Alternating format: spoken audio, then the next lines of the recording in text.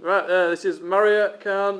This is Task 4 for Psychology of Sports Performance. She's going to attempt to identify, explain and analyse 4 factors which influence group dynamics and performance in team sports. I'm Mariah, Andy Gudgeon here from Sky Sports News. You're manager of the England football team. There's been a bit of discussions about these stages of group development taking place in the England team. Can you talk to me about that? Well, England is at the group development model of the storming stage. This is because they have a lot of conflict between the Liverpool and Chelsea players. An example of storming stage is Liverpool captain Steven Gerrard and Chelsea captain Frank Lampard are constantly arguing and bickering between each other because they are fighting for the role of England captain. I have less control of the group at the storming stage, as it is a personal matter more than a matter that I would need to take into my own hands. Demand is placed on the group members as they need to prove themselves to me so that I can choose what role they will have within the team. The storming stage is a most important stage compared to norming, as this is a stage where the players find their place in the group. Without finding a place in the group, they wouldn't be able to settle down and get on to training and working together to win team games and trying to beat opposing teams. To improve their storming stage, some players should step down and give other players chance to show their potential. Some players like Gerrard are expected captains, but if Gerrard gave another player a chance to be captain, they may have better ideas and tactics than him. He may learn a lot of different things from other players. This improvement will help motivate the team and give them a chance to focus on more important things within the team. Alright, so you said that the team are quite a lot at the storming stage at the moment. You've talked about them moving into the norming stage. Yeah. What's the end stage then? What's the end after the norming stage? What's the end? Performing. So how can you get them into the performing stage? Performing stage would be when they've trained and when they've made their improvements on their weaknesses within the team. Then they'd move into performing and start going into games as in the league and stuff like that, and win and be successful within them kind of games. Okay, right, good. Also, there's been talk about Steiner's model affecting the group. Alright, can you talk to me about that, please?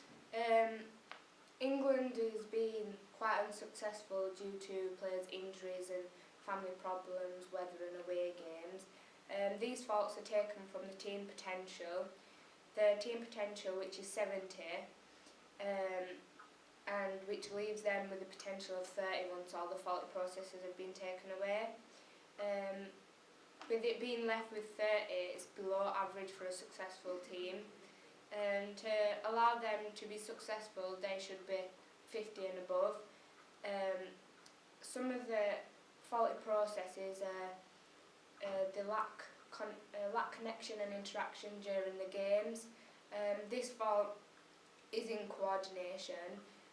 This fault prevents the team from winning during leagues. Motivational faults are also a faulty process for my team, as I think that because they have Gerrard and Wayne Rooney in the team, they don't think they have to work to the best of their ability.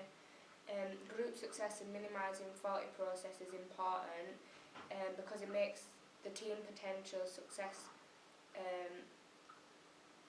it makes the potential rise. To improve this, my group needs to concentrate and coordinate as a team because there's no I in team.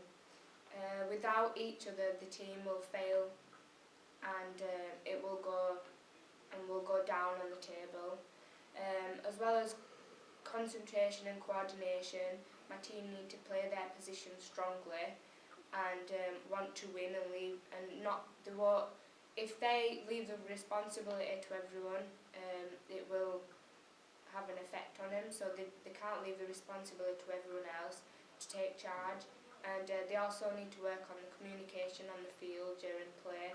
This makes a big team impact on their game, and it's important to take part, and without communication, good opportunities in the game and easy goals will be lost due to lack of talking and shouting to other players.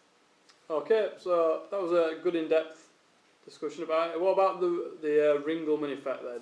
So this is another sort of theory that people have been talking about why England aren't doing so well. So what is that? Well, Ringelmann effect plays a big part in my team losing. This is because the bigger my team get, the more performance decreases in the individual performance. The effect is linked to motivational losses rather than coordination faults. An example of Ringelmann effect in my team would be Foster. He has less motivation and confidence as he hardly plays and isn't in any of the important games. He hasn't got the confidence the others have, and he doesn't know how to handle pressure and demand put on him.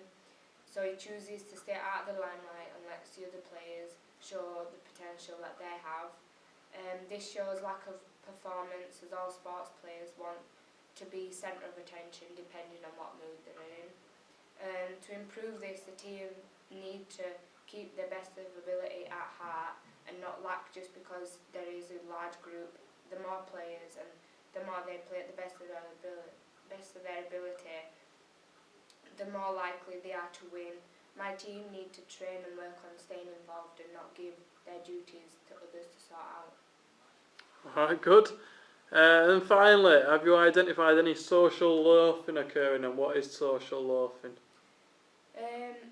Although I disagree with social loafing in my team, because in my opinion all the team players should work together and win and get to the top.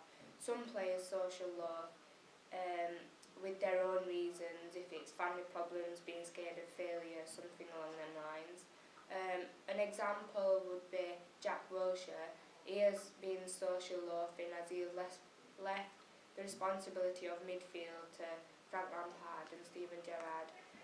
This is because he's afraid of failure, as well as having high levels of anxiety. Wilshere lacks confidence, as he feels as if he doesn't need to work hard as he has more experienced teammates within the team. Leaving responsibilities to others can cause pressure for them, and they will find it hard to play while taking on other players' responsibilities. To improve this, the team need to start training and improving their weaknesses on the field, which definitely would be getting involved in the game, regardless if they have great and experienced team players. Allowing others to play extra hard just because the team is large will be putting less pressure on them and demand which will be less. It cause less anxiety for a lot of players. Alright, good. So, out of those four factors, which do you think's more important, or which do you think's more controllable? What do you think about that? Out of group development, social loafing, Ringelmann's effect and Steiner's model, I think group development is the most important, as this is the stage where the team either make or break. This is a stage where the team get to know each other's strengths and weaknesses, where they are best placed in the team, who is a leader and who is a follower, and most importantly, if they have good team cohesion. Without forming, norming, storming and performing, the team wouldn't be out there winning games and winning leagues. Without this stage of the group, they wouldn't be as successful as they are, because this is a stage where it gives them a chance to get to know each other, which is important, because if they don't know each other and they don't get along, they won't be able to communicate on the playing field. Lack of communication causes failure, and if failure occurs, it just goes downhill from there. So I think that the group development is the piece holding every team together, not just mine but all teams. Group development is how every football team across the country develops.